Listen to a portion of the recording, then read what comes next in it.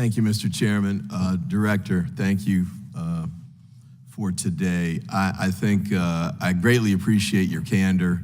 I know it's highly unusual to go into this level of detail during an active investigation, and I know it's a special and unique circumstance given the nature of what happened that day. I'll ask my colleagues that we not try and take advantage of this in other circumstances. I think we need to be careful about pressuring our investigators, to disclose information in the middle of an investigation in a casual or routine way. But thank you for what you've done here today. I do want to mention this too. Like Congressman Correa, I went up to Butler with Homeland Security Committee, and had a chance to meet with a number of the people there, including people who were there at the rally. And several of them were elected officials. In fact, one of them that spoke with me a lot was sitting directly behind Mr. Trump when he was shot, and she had video that she'd taken, and she'd love to share it with you all. But she mentioned a couple of things, too, that I hope you all will have a chance to have conversations about. And I know some of it's going to be in the Secret Service lane, some's going to be in the FBI lane. But one of the things she talked about was the fact that the day before the shooting, she and other officials in the town and people who just wanted to prepare the stage showed up and started working on putting the bunting up and decorating it. But the point she noted was that none of them had been vetted. There was nobody there to keep an eye on them and make sure that everything that was being done was appropriate. And she actually sort of thought in the context of hearing that a gun was found, or a gun was perhaps hidden at the site before the shooter was able to get it and use it. I don't know those details, but those are some of the things that came up that day. She also mentioned that there was sort of the outer perimeter. So you had a perimeter around the stage that the Secret Service had set up. Beyond that, you had a field, and then you had the building where the company was, and the shooter got on the roof.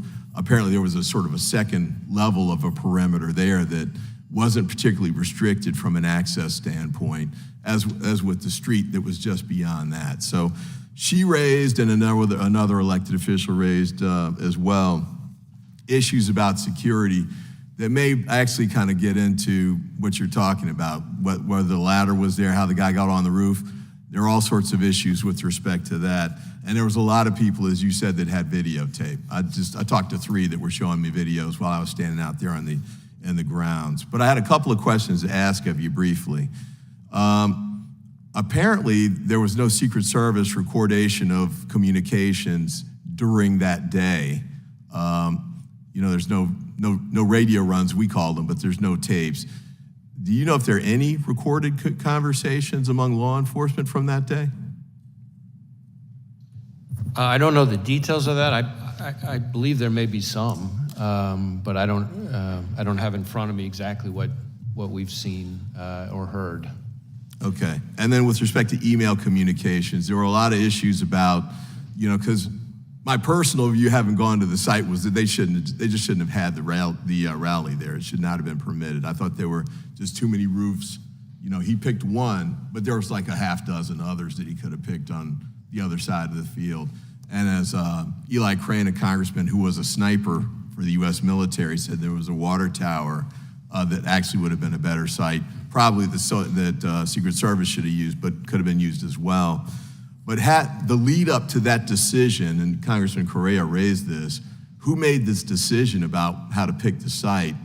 And apparently there was back and forth between local law enforcement, Secret Service, and the campaign. And I was kind of curious as to whether that's something that your investigation is going into or not. So I think that primarily falls within the scope of the 2 other reviews, that is the DHS Inspector General review and the outside panel, independent panel that's been announced. Certainly we are interviewing law enforcement personnel, but the security preparations, the adequacy of the security preparations. That's the other lane? That's the other lane. All right, I only got 15 seconds left. Quick question for you with probably not a quick answer, but this scenario is kind of the worst case scenario from a couple of standpoints. Got a lone wolf shooter with no red flags that we've heard of so far. You know, nobody should have known that this was coming. He didn't have a criminal record and that sort of thing. Easy access to an assault weapon. I had a discussion like this with, I think, Congressman Roy and Congressman Bishop several months ago. What is it we can do to try and preempt those kinds of scenarios? We've got gun violence all over the country, including in my district. This is one example, but you know, this scenario is the worst possible that I can think of from the standpoint of no intervention prevention efforts that can be put in place to try and address it. But I'm kind of curious if you have any thoughts to the contrary on that.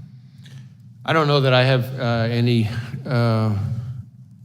magic solution to the problem, and I certainly don't want to be proposing, you know, legislative ideas. That's not really my role.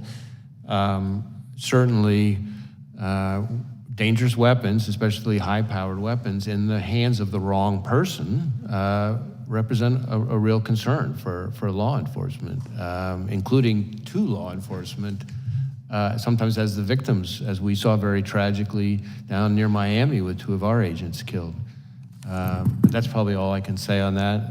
I do, while we're on the subject of firearms, Mr. Chairman, I have an answer to Congresswoman Dean's question. I might as well give it now, which is about the purchase of the firearm. I'm told that the father purchased the firearm in 2013, so quite a while ago, and then he sold it to his son in October of 2023. Thank you. Thank you, Mr. Chairman. I yield back, and thank you, Mr. Director, for your great work.